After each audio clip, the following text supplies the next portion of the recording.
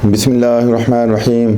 अस्सलाम वालेकुम दोस्तों, आज का जो टॉपिक है वो है स्मॉल इंटेस्टाइन, यानी ये जो छोटी आंत है इसके बारे में हम जानते हैं थोड़ा सा। मैदा के बाद डिड्यूनम और फिर स्मॉल इंटेस्टाइन शुरू हो जाती है। ये जो हमारा एलिमेंट्री कैनाल है इसमें सबसे पहले मैदा आता है और मैदे के बाद डिड्यूनम और फिर उसके बाद छोटी आंत शुरू हो जाती है और उसके बाद फिर बड़ी आंत। इसके हम पार्ट्स देखते हैं छोटी आंत के। इसके 3 पार्ट्स हैं। जो सबसे पहला पार्ट है वो है ड्यूडेनम, फिर दूसरा जो है ज्यूजिनम और फिर तीसरा जो है वो है इलियम। इसकी लंबाई 9 मीटर है यानी छोटी आंत की। इसकी चौड़ाई यानी डायमीटर जो है वो 3.4 से 4.5 सेंटीमीटर है। इसकी मूवमेंट जो है वो पेरिस्टालिसिस है।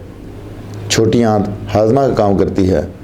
Nutrients, vitamins, minerals, carb, fats, protein, पानी और खुराक इसी छोटी आंत में फाइनल होते हैं। छोटी आंत डाइजेस्टिव सिस्टम का ही एक हिस्सा है। ये एक छोटी सी दोस्तों आपको इन्फॉर्मेशन देनी थी कि छोटी आंत का क्या काम है। अक्सर हमारे जो दोस्त हैं वो समझते हैं कि खुराक जो है ना वो मैदा में हज़म होती है, हालांकि खुराक जो है ना वो मैदा में पतली होती है।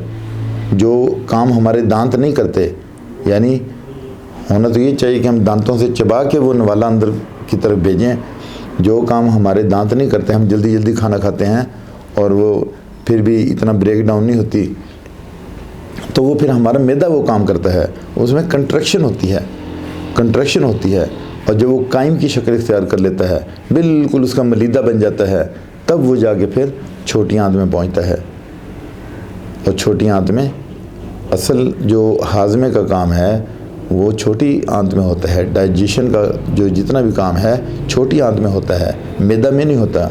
इसके साथ इजाज़त चाहता हूँ, अपना ख्याल रखिएगा। अल्लाह हाफ़िज़।